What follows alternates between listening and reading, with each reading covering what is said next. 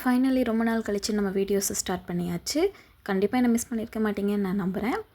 Okay, இன்றைக்கி நம்ம என்ன பண்ண போகிறோன்னா, நம்ம கோயம்புத்தூர் ஸ்டைல் அரிசி பருப்பு சாதம் பண்ணிடலாம். அதுக்கு முதல்ல நம்ம குக்கரில் ஆயில் ஊற்றி நெய் சேர்த்துட்டு கடுகு, சீரகம், வெங்காயம், வெள்ளைப்பூண்டு, இஞ்சி, பச்சை மிளகாய் இது எல்லாமே சேர்த்துக்கலாம். வெங்காயம் நல்லா வெந்ததுக்கப்புறம் தக்காளி, கருவேப்பிலை, மஞ்சத்தூள் கொஞ்சம் போட்டு உப்பு தேவையான அளவு போட்டு நல்லா கொதிக்க விட்டுடலாம்.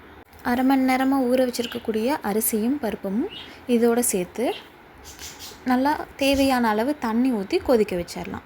ஸோ நல்லா கொதித்து வரும்போது குக்கரை மூடி விசில் போட்டுடலாம். விசில் வர்றதுக்குள்ளே என் ரூமெல்லாம் ரெடி பண்ணிவிட்டு நம்ம ஒர்க்கை ஸ்டார்ட் பண்ணியாச்சு. ஸோ ஒர்க்கை ஸ்டார்ட் பண்ணதும் விசில் டான் அடிச்சு தான் போய் எடுத்து சாப்பிட வேண்டியது தான், வேறு என்ன. ரொம்ப நாள் கழித்து ஈவினிங் பார்த்திங்க அப்படின்னா நல்லா மழை வர மாதிரியான ஒரு ஃபீல். ஸோ கேரளாவில் மழை வந்துடுச்சு அப்படின்னு சொல்லி ரொம்ப சந்தோஷமாக என்ஜாய்